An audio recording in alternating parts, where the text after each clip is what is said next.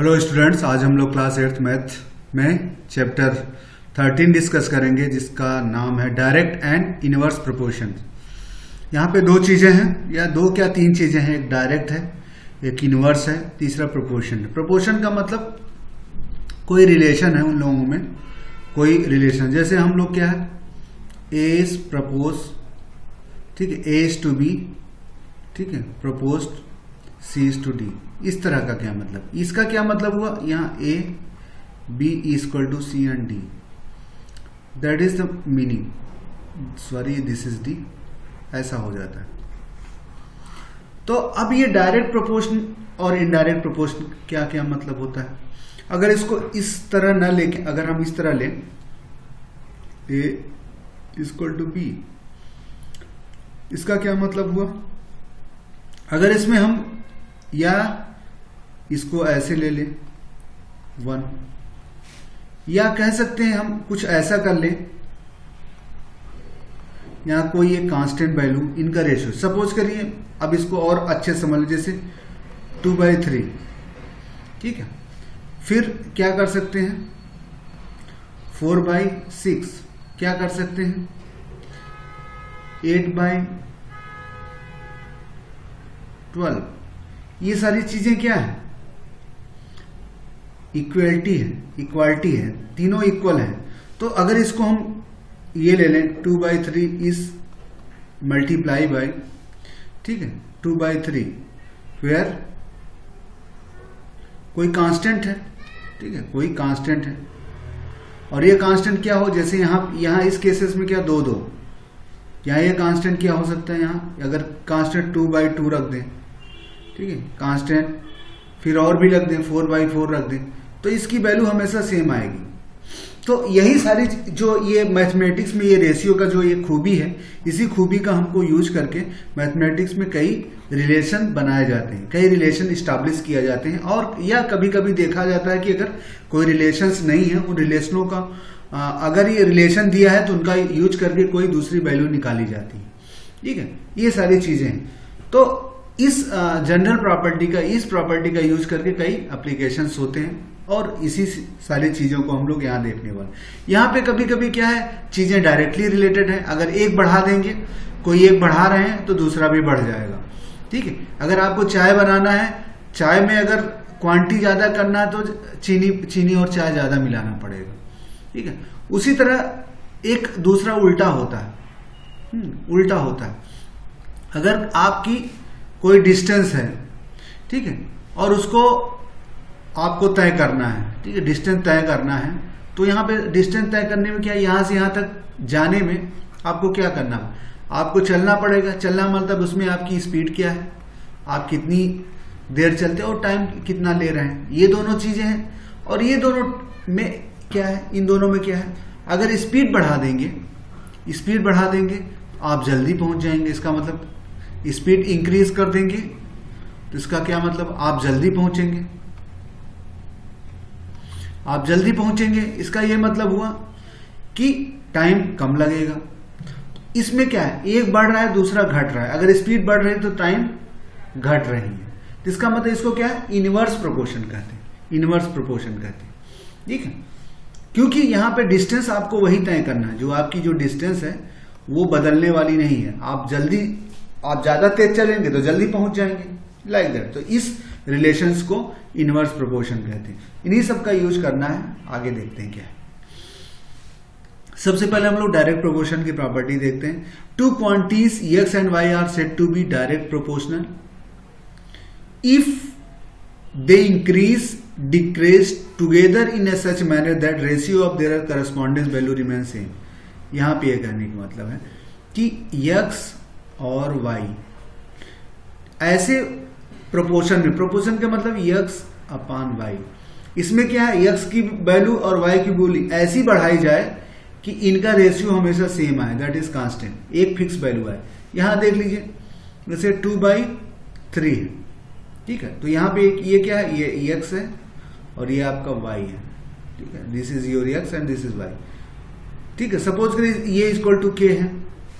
अब क्या है, x की वैल्यू क्या बढ़ाना है, सेम बढ़ाना है, तो यह क्या कर देना है 2x और 2y, तो भी ये के आएगा। इसी तरह 3x 3y करेंगे तो भी के आएगा। यही कहने का मतलब है कि यहाँ पे क्या, इफ दे इंक्रीज या डिक्रीज, चाहे बढ़ा दीजिए चाहे घटा दीजिए, टुगेदर, ऐसा इनको बढ़ाइए घटाइए कि इनका जो है रेशियो जो है हमेशा सेम आए, तो उसे क्या कहेंगे, डायरेक्ट प्रोपोर्शन। तो यहां पे यही है कि पहले एक्स वाई ये था, सपोज करिए अभी एक नया एक्स क्या होगा, x1, और दूसरा y इक्वल टू क्या, y1 हो गया।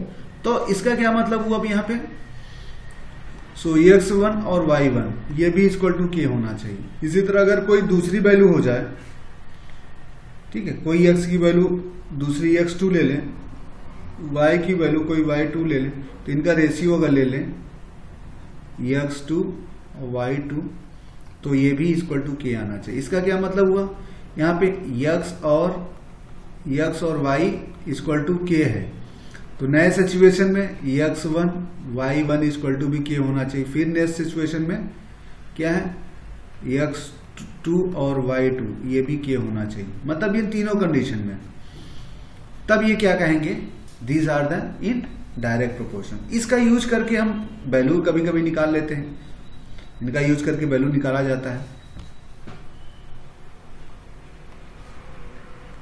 ठीक है। इनका जैसे सपोज करिए अभी एग्जाम्पल में हो जाएगा, अगर इसमें से कोई कहने का मतलब एज आप राम एंड श्याम इज 2/3, ठीक है। 3 साल बाद 3 ईयर बाद उनकी रेशियो, ठीक है, उनका रेशियो जो है 3 साल बाद उनका रेशियो क्या है, आ जाएगा 4/y, ठीक है। उनका रेशियो जो उनके एज का क्या है 4/y आ जाएगा। तो अब बताइए y क्या है, ठीक है, y कितनी होगी, यहां पे है, ये सिंपल है। तो इसका क्या मतलब हुआ, 2/3 इक्वल टू, इसका मतलब सॉरी 3 साल बाद, ठीक है, 4 ही आ गया, कोई बात नहीं, 4 हो गया और ये y 4 साल बाद, क्योंकि दोनों का, क्योंकि 3 साल दोनों में बढ़ेगा ऐसी क्वांटिटी, इसलिए उनका रेशियो हमेशा सेम रहेगा। तो अब यहाँ y की वैल्यू आप निकाल सकते हैं, cross multiply 2y equal to 12, इनका multiply, so y equal to क्या 6 आ ही जाएगा। 3 में 3 जोड़ेंगे 6 आ जाएगा, सिंपल सी बात है, 3 साल बाद आ जाएगा, देखिए 6 आ गया। तो इस तरह के सिचुएशंस में ये प्रोपोर्शन का काम होता है, क्योंकि दोनों की उम्र, तो अब राम की बढ़ेगी तो श्याम की भी बढ़ेगी ना, 3 साल बाद तीनों की उम्र ज्यादा ही होगी, इसलिए कांस्टेंट वैल्यू बढ़ेगी। ऐसा नहीं कि राम की कम बढ़ेगी श्याम की ज्यादा बढ़ेगी। तो यहां पे these are the example of direct proportion. यहां पे जैसे स्पीड और क्या पे, हाँ, काम और उसकी कमाई से, सपोज कोई आदमी जो है 1 घंटा काम करता है तो उसको जो है 100 रुपए मिलता है। तो इसमें कहा गया कि कोई भी आदमी 1 घंटा काम करेगा 100 मिलेगा, अगर 2 मिलेगा तो उसको 200, 2 घंटा करेगा 200 मिलेगा, 10 घंटा करेगा तो उसको 1000 मिलेगा। तो इस सिचुएशन में क्या है, समय और काम, जितना काम का जो है तनख्वाह ज्यादा है, तो ये डायरेक्टली प्रोपोर्शनल, ज्यादा काम करेंगे ज्यादा पैसा मिलेगा। जैसे यहाँ पे एक एग्जाम्पल लिया गया है, नंबर और 1 घंटे में जो 100 रुपए कमा रहा है, 2 घंटे करेगा तो 200 हो जाएगा, ठीक है, 4 घंटे करेगा तो 400 हो जाएगा, लाइक दैट। 8 घंटा करेगा तो उसको 800 मिलेगा। तो इस सिचुएशन में आप लोग वैल्यू निकाल सकते हैं। तो यहां पे क्या है कि x इक्वल टू क्या है, वर्क आवर है, घंटा है, आवर कितना घंटा काम कर रहा है, y इक्वल टू वेज है, कितना पैसा है, रुपए है। तो अगर इस फर्स्ट सिचुएशन में क्या है, यहां पे देखिए 1/, ये सपोज के है, तो इस वाले सिचुएशन में 2/200, इसमें भी 1/100 ही आएगा। किसी में भी इन दोनों का रेशियो लेंगे तो एक कांस्टेंट आएगा, एक फिक्स वैल्यू आएगी, दैट इज 1 आएगी। तो इसका मतलब क्या है, ये डायरेक्ट प्रोपोर्शन में। तो दो जो यूनिट्स हैं, अगर उनको अलग अलग सिचुएशन में उनका रेशियो लिया जाए और रेशियो लेने के बाद उनकी वैल्यू सेम आए, तो वो क्या कहेंगे, डायरेक्ट प्रोपोर्शन कहलाते हैं। जैसे यहाँ पे लिया गया है कि here we consider X as a number of working hour और Y is a paid base, तो इन दोनों का रेशियो लिया गया। पहले कंसीडर एक्स 1 है, वाई 1 है, तो आपको एक्स वाई की वैल्यू ये आ रही है। अभी एक्स की वैल्यू 7, वाई की वैल्यू ये है, तो उनकी वैल्यू भी 1 आई, इसलिए कहा जाए these are the in constant proportion. Inverse proportion में हमने स्पीड और टाइम का जो एग्जाम्पल लिया था वो इसमें लागू होगा। Two quantity are said to be in inverse proportion if an increase in x causes a proportional decrease in y, vice versa मतलब ये उल्टा कर दीजिए, अगर x बढ़ा रहे हैं तो y घट जाएगी, या y बढ़ाएंगे तो x घट जाएगा, दैट इज y। उल्टा करेंगे तो भी, in such manner that product of their corresponding value remain, तो दोनों की वैल्यू हमेशा अगर मल्टीप्लाई कर देंगे तो कांस्टेंट आएगा। देखते हैं क्या यहाँ पे, इफ एक्स वाई दोनों का प्रोडक्ट अगर k है और then x y said to be inverse proportion. In this case ये दोनों y की अगर दो सिचुएशन में वैल्यू y1 y2 हो और उसी तरह x की वैल्यू x1 और x2 हो, तो उन दोनों का मल्टीप्लिकेशन हमेशा इक्वल आएगा। ये कहने का मतलब x y equal to k है, एक सिचुएशन में x1 y इक्वल टू अगर k हो, फिर दूसरे सिचुएशन में क्या हो, नेक्स्ट सिचुएशन में भी x2 y2 equal to k है। इसका क्या मतलब हो, x1 y1 equal to x2 y2। अब इसका यूज कहाँ कर सकते हैं, स्पीड और टाइम में यूज कर सकते हैं। डिस्टेंस कितनी है, सपोज करें 100 मीटर है, ठीक है। कोई बाइक 100 मीटर थोड़ा सा ले लीजिए, 1000 मीटर थोड़ा सा ज्यादा दूर ले लीजिए, मीटर चलना है। तो कोई साइकिल से चलना है, आप लोग स्कूल में साइकिल से जा रहे हैं, ठीक है, 1 किलोमीटर आपका दूर है घर, ये इक्वल टू 1 किलोमीटर है, तो आपका स्कूल 1 किलोमीटर है, ठीक है। अब आप अगर सपोज करिए आप आधे घंटे में आपको पहुंचना है पैदल चल के आधे घंटे में, हालांकि 1 किलोमीटर तो 10-15 मिनट में आदमी पहुंच जाता है, चलो मान लो आराम से बातचीत करते हुए आप लोग जा रहे हैं, तो क्या है, आप समय ले लीजिए आधा घंटा, ठीक है। अब पहले का टाइम जो है आपका आधा घंटा, फिर आप लोग एकदम से आराम से चल रहे हैं, तो सपोज करिए अब आपको जो है 15 मिनट लग रहा है, 15 मिनट का मतलब 1/4 घंटा, ठीक है। 15 मिनट इक्वल टू 15/60, तो ये घंटे, ये मिनट को घंटे में 60 से डिवाइड करेंगे तो m/4 हो जाए। दूसरे में ये लग रहा है आपका जो है पहला समय आधा दिया है, दूसरा समय 1/4, ये आवर में दिया है, घंटे में दिया है, ठीक है। मिनट में भी ले सकते हैं, छोटी डिस्टेंस, चलो मिनट में ही ले लें, कोई दिक्कत नहीं। ये आपका 15 मिनट ले रहा है मिनट, दूसरा आपका जो टाइम है वो 30 मिनट ले रहा है। अब डिस्टेंस तो आपकी फिक्स ही है, तो पहले आप अगर स्पीड आपकी सपोज करिए, पहली स्पीड आज आपको जो है कुछ रही हो, सपोज करिए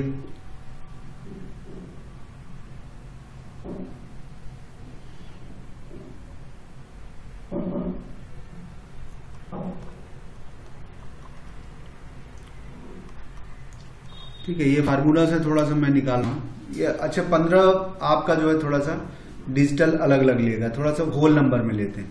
पहला टाइम हम ले लेते हैं 20 मिनट,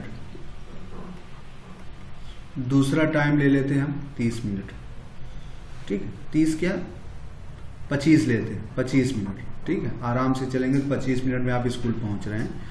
तो पहले केस में आपकी स्पीड सपोज करिए, स्पीड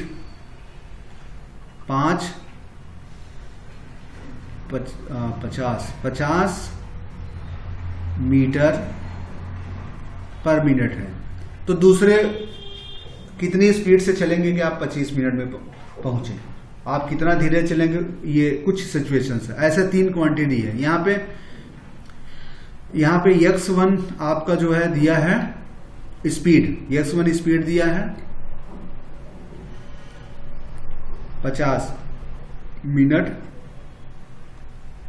मीटर 50 मीटर जो है पर मिनट दिया है, ठीक है।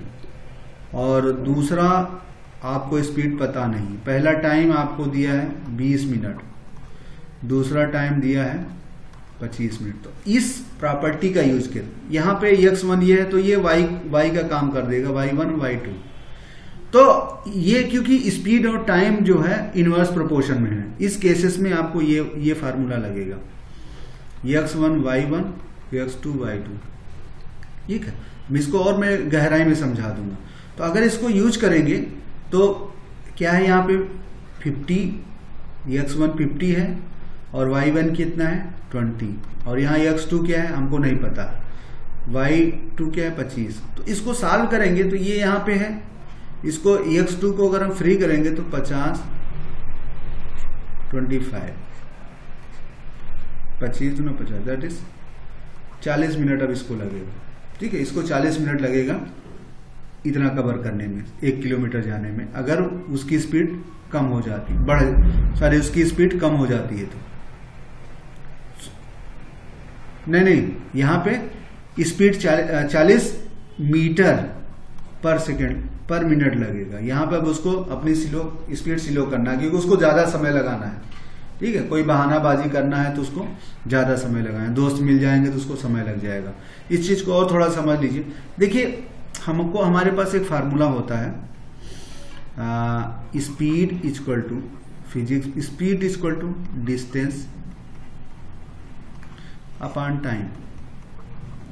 ठीक है, अगर ये क्या है, यहाँ पे डिस्टेंस फिक्स है ना, कांस्टेंट है, तो अगर इसको s मान लें, इसको d मान लें, इसको t मान लें, तो ये क्या है, यहाँ पे मान इन दोनों को मल्टीप्लाई करेंगे s इंटू टी हो जाएगा और इक्वल टू d। ये है कांस्टेंट क्योंकि हमारे 1 किलोमीटर फिक्स था ना। तो अगर एक स्पीड बढ़ा देंगे तो समय कम लगेगा, क्योंकि अभी आपको क्या हमने किया, अभी हमको 1000 ले आना है। ठीक है, हमको 1000 ले आना है, डी हमारी वैल्यू। तो पहले हमारी स्पीड कितनी थी, अगर 40 पूरे 25 कर दें, ये हमारी S1 थी, ये हमारी T1 थी, तो 1000 आएगा। अब हमको फिर से 1000 ले आना है और हमको हमारा क्या करना है, इसको कम करना है, इसको बढ़ाना है। तो इसका क्या मतलब हुआ, अगर हम इसको 20 कर दें, हमारा टाइम 20 कर दें, इसका मतलब ये बढ़ेगा, तो इसका मतलब 50 करेंगे तभी तो मल्टीप्लाई, क्योंकि 25 इंटू 40 मल्टीप्लाई करने से कितना 1000 आएगा ना, और यहाँ पे 50 इंटू 20 1000 आएगा। इसका क्या मतलब हो, ये देखिए ये टाइम 1 था, ये टाइम 2 था। तो अगर इस 1000 को ले आना है, तो अगर इसको कम करेंगे तो इसका मतलब इस वाली क्वांटिटी को बढ़ाना पड़ेगा, तभी तो मल्टीप्लाई करके आएगा। इसका मतलब एक बढ़ेगा तो दूसरा घटेगा, यही एक बढ़े घटने को, इसी को क्या है, इनवर्स प्रोपोर्शन बोलते हैं। तो यहाँ पे ये चीजें आती हैं। देखिए वहां पे क्या है, वहां पे हमने xy और y1 equal to x2 y2 लिया था, और यहाँ पे डायरेक्ट का है, डायरेक्ट में, और यहाँ इनडायरेक्ट में क्या है, इनडायरेक्ट क्या है, इनवर्स में उल्टा क्या है, ये x1 और x2 बन के आ जाता है। ठीक है, और यहाँ y1 y2 बन के, y2 x1 बन के आ जाता है, दैट इज डिफरेंट। यहां y2 आ जाता है, देखिए यहां y2, इसको अगर रीअरेंज करेंगे तो क्या है, x1 upon x2 equal to y1 upon y2 आएगा ये। ठीक है, इसको अगर रीअरेंज करें तो ये आएगा, लेकिन इसमें रीअरेंजमेंट करेंगे क्या है, x1 y1 का मल्टीप्लाई, x2 y2 का मल्टीप्लाई,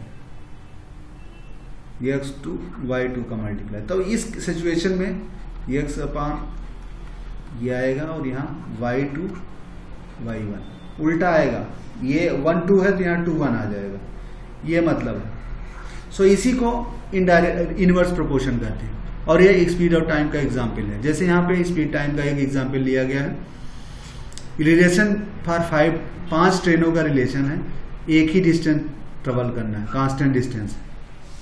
ठीक है, कांस्टेंट डिस्टेंस है। तो यहाँ पे क्या है, ट्रेन क्या है, उसकी स्पीड क्या है 25 किलोमीटर, पहले की 25 किलोमीटर और टाइम 5 ले रही है। दूसरी ट्रेन की स्पीड 50 है, अब वो टाइम कम लेगी।